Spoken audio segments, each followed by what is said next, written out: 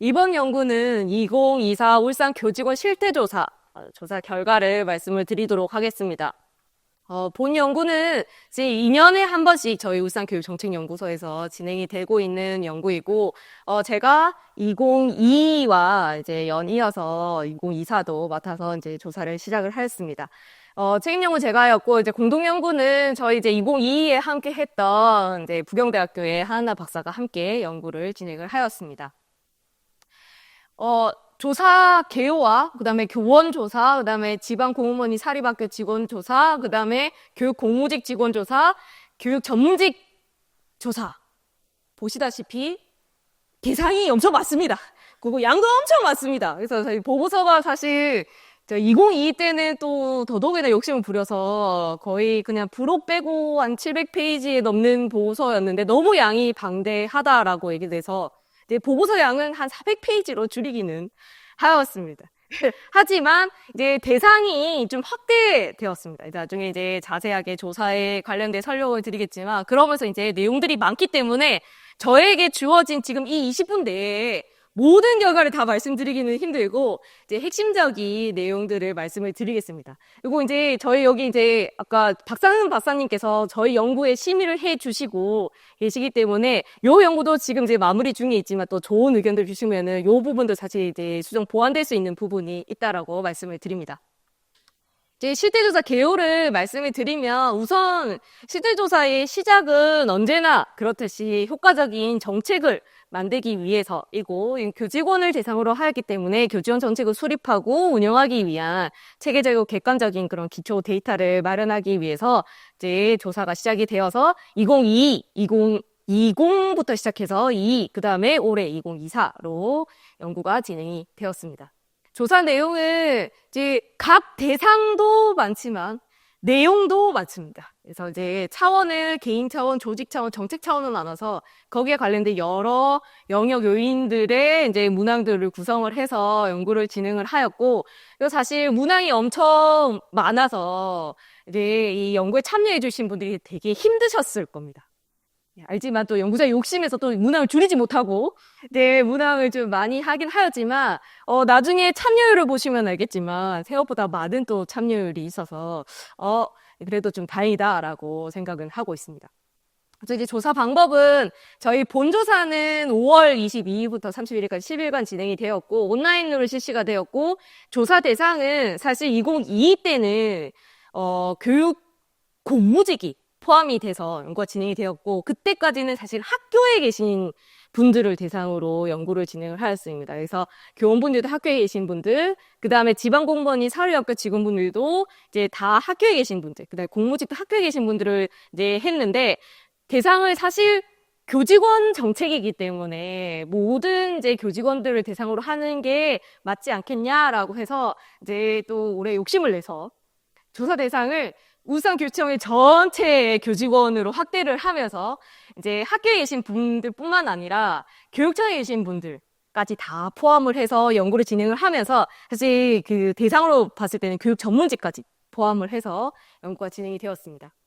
응답률은 아까 말씀드렸다시피 많은 문항들을 가지고 하였지만 다행히 이제 교원분들은 20% 예, 응답률을 왔었고, 그 다음에 이제 지방공무원이 사립학교 직원분들은 19.4%, 그 다음에 공무직분들은 12.1%, 전문직분들은 조금 이게 43.4%인데 명수가 좀 작다라고 생각해요. 원래 모집단이 작아서.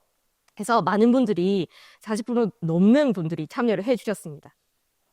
조사 결과를 아주 간단히 빠르게 전해드리도록 하겠습니다.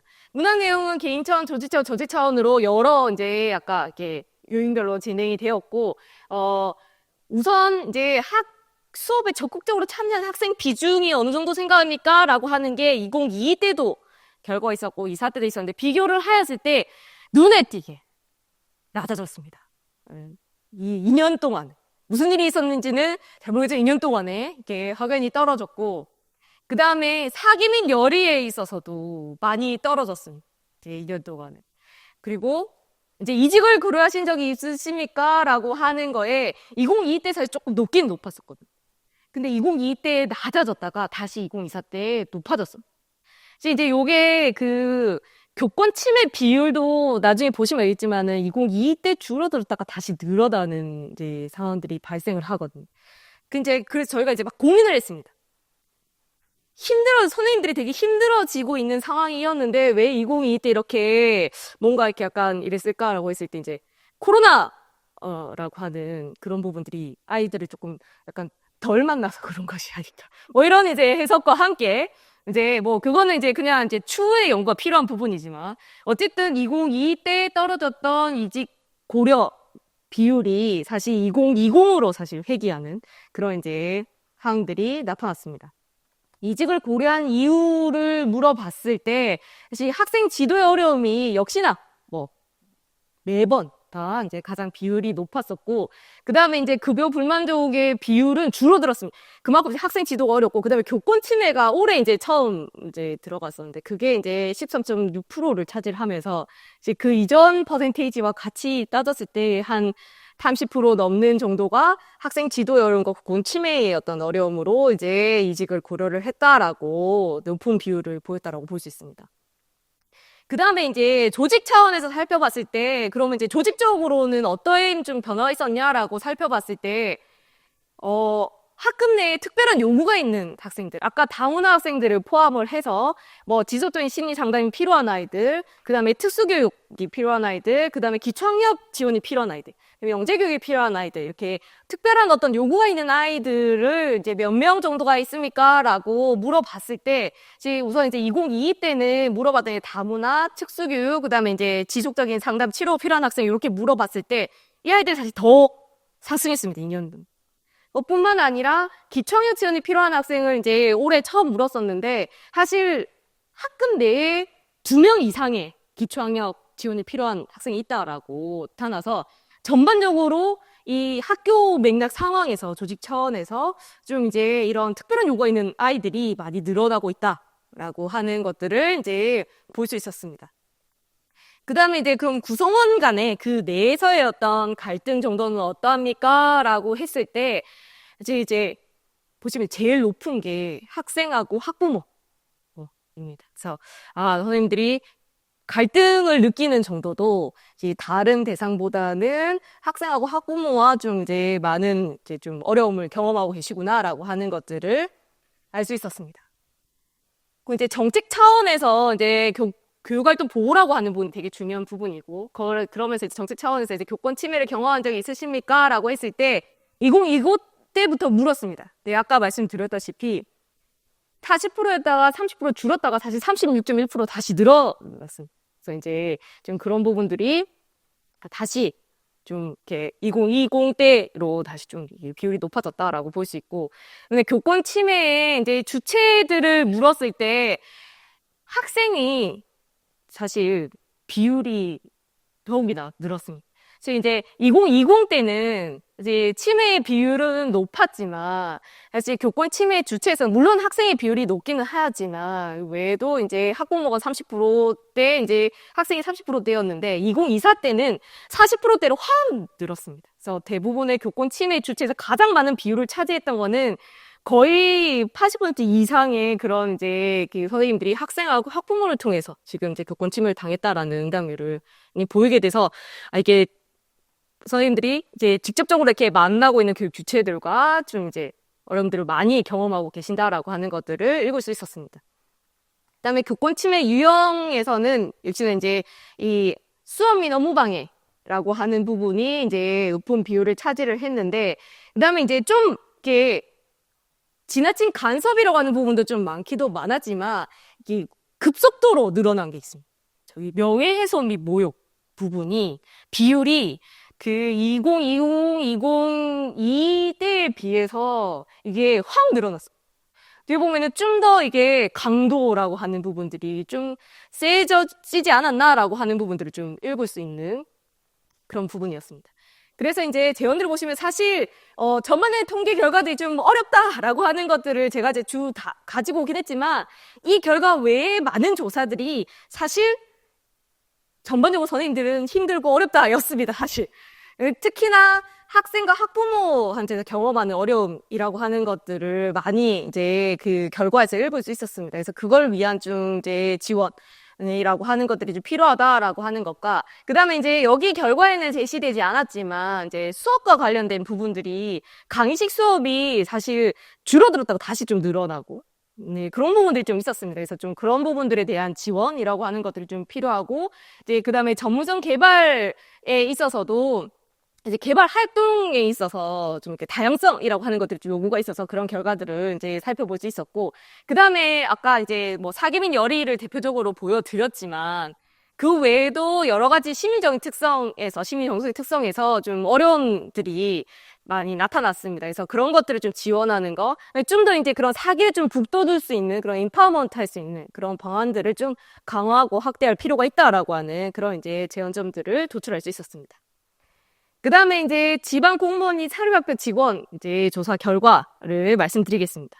이것도 역시 개인 차원, 조직적 정책 차원으로 살펴봤고, 2022 때, 2024 때 이제 업무하고 지금 맡고 있는 업무하고 이제 이전에 이제 전공과 관련해서 뭐 고등학교 전공도 상관없이 전공과에 관련해서 물어봤을 때 사실 두 개념도 다 한 30% 정도는 관련성이 없다라고, 있다라고 얘기를 해줬고, 거의 70% 가까이가 없다라고 얘기를 해주셨습니다. 그 얘기는 업무에 대해서 이제 사전 어떤 경험이 없고 교육이 없는 상태에서 이제 입직을 하시는 경우들이 많다라고 볼 수 있고, 사전 경험이 어떤 교육이 중요하다라고 하는 그런 시사점을 얻을 수 있는 부분이었고, 그 다음에 직무 수행 역량과 관련해서 이제 그 지방 공무원 분들과 사립학교 직원들 같은 경우는 이제 급과 그 다음에 학교에 계시냐 아니면 학교 아닌 기관에 계시냐라고 하는 부분들이 좀 특성을 비교를 하였는데, 직무 수행 역량 인식에서는 뭐 급에서는 크게 차이가 나지는 않았습니다. 근데 이제 학교에 계시냐 아니면 학교 아닌 기관에 계시냐라고 했을 때는 사실 좀 미묘하게 차이가 있어서, 이게 학교에 계신 분들과 학교 아닌 곳에 계신 분들의 본인의 어떤 역량에 대한 인식이라고 하는 부분들이 좀 차이가 있었다. 이거에 대한 어떤 원인은 무엇이냐라고 하는 것들을 좀 더 이제 면밀히 좀 살펴볼 필요가 있다라는 부분들을 좀 알 수 있었습니다. 그러면서 이제 본인의 전문성 수준은 사실 2022 때 좀 높아졌다가 비슷한 수준으로 2024 때에 유지가 되고 있는 걸로 나타났고, 그러면서 이제 소속감, 이제 그 학교에 계신 분들, 학교에 아닌 기관에 계신 분들에 대해서 이제 소속감 물어봤을 때, 사실 학교에 계신 분들의 소속감이 이제 전반적으로 다 낮았습니다.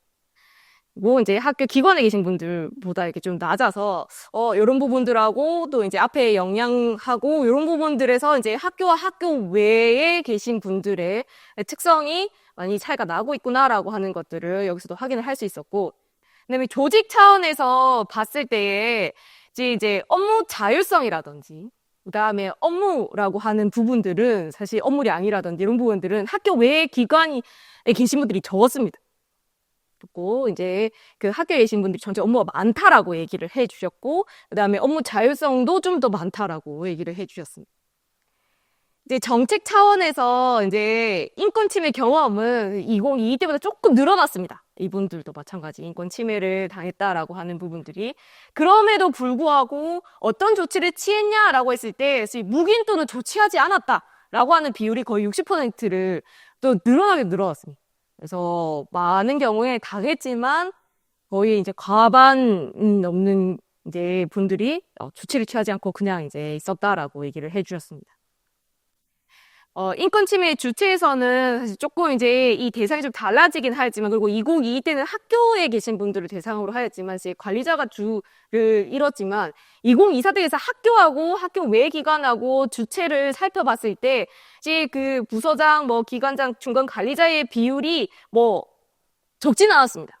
그 상사이기 때문에긴 했지만, 이제 소속기관 직원의 비율이 생각보다 학교에서의 이제 인권 침해 주체로 나타났고, 그 다음에 여기 연두색으로 교직원 외 민원인에 대한 인권 침해가 이제 이 그 지방 공무원, 그러니까 사립학교 직원분들의 민원인에 대한 인권 침해 비율도 20%, 26.9%의 비율로 이제 받고 있다라고 볼 수 있고, 그 다음에 학교 외에 계신 분들도, 물론 이제 위에 이제 상사분들 어떤 뭐 기관장이나 부서장이라든지 뭐 중간 관리자분들 이런 분들에 대한 비율도 있었지만 역시나 민원인들을 한테 이제 인권침해를 당했다라고 하는 게 또 20% 정도의 비율을 차지를 하고 있어서 사실 이제 이 그 지방공무원과 사립학교 직원분들 학교에 계시는 학교 외에 계시든 민원인에 대한 그런 침해 비율이라고 하는 부분들이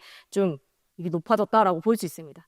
그 다음에 이제 정책에서 좀 중요한 부분이 이제 승진 제도의 공정성을 사실 계속해서 이 3점대를 넘지 못하고 2.9대를 계속해서 유지를 하고 있다라고 볼 수가 있습니다.